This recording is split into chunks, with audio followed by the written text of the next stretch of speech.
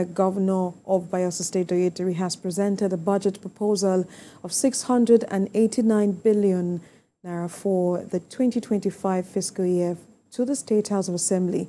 Governor Diri emphasized that the success of the budget depends on good coordination of fiscal and monetary policies. He asked the Ministry of Budget and Economic Planning to promote fiscal discipline, transparency, accountability, and proper management during the implementation.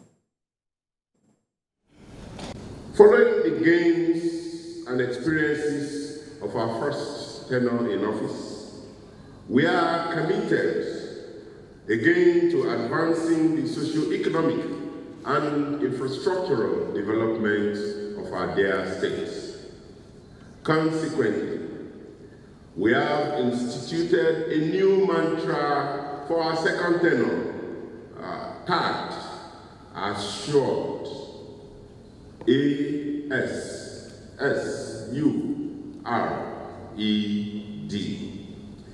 The Assured agenda, with 7 pillars to serve as beacon to enhance our economic growth,